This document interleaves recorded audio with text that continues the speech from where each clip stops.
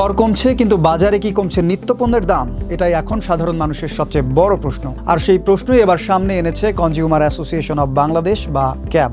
ক্যাবের দাবি 2026-27 অর্থ বছরের বাজেটে 23টি নিত্য প্রয়োজনীয় পণ্যের কর কমানো হলেও তার সুফল এখনও ভোক্তাদের হাতে পৌঁছায়নি, বরং কিছু পণ্যের দাম বাড়ানোর চেষ্টাও চলছে। এবার আসা যাক কি পরিবর্তন এসেছে। ধান, গম, চাল, আটা, ভোজ্য তেল, পেঁয়াজ, রসুন, আটা, চিনি, লবণ সহ প্রায় 63টি পণ্যের উৎসে কর কমিয়ে 0.5% করা হয়েছে।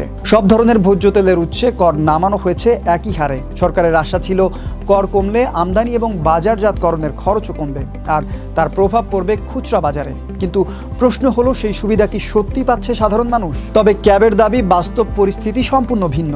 ব্যবসায়ীদের দাবি বর্তমানে বাজারে থাকা পণ্য আগে বেশি দামে আমদানি করা হয়েছে, তাই নতুন চালান না আসা পর্যন্ত দাম কমানো সম্ভব নয়। ক্যাবের অভিযোগ, যেসব পণ্যের শুল্ক বেড়েছে সেগুলো আগে আমদানি করা হলেও ইতোমধ্যেই তার দাম বাড়ানো হয়েছে। এতে ব্যবসায়ীদের এই দ্বৈত নীতি স্পষ্ট হয়েছে বলেও অভিযোগ করেছে সংগঠনটি। অন্যদিকে বাজার তদারকির অভাবেও ক্ষোভ প্রকাশ করেছে ক্যাব। তাদের মতে, কার্যকর নজরদারি না থাকায় নিত্যপণ্যের বাজারে অস্থিরতা কমছে না। অনেক ক্ষেত্রে অসাধু ব্যবসায়ীদের বিরুদ্ধে কঠোর ব্যবস্থা নেওয়ার পরিবর্তে নমনীয় আচরণ করতে দেখা যাচ্ছে।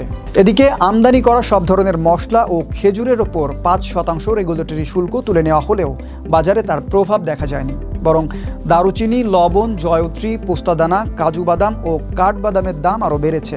খেজুরের দামে কর ছাড়ের ইতিবাচক কোনো প্রভাব এখনও দেখা যায়নি।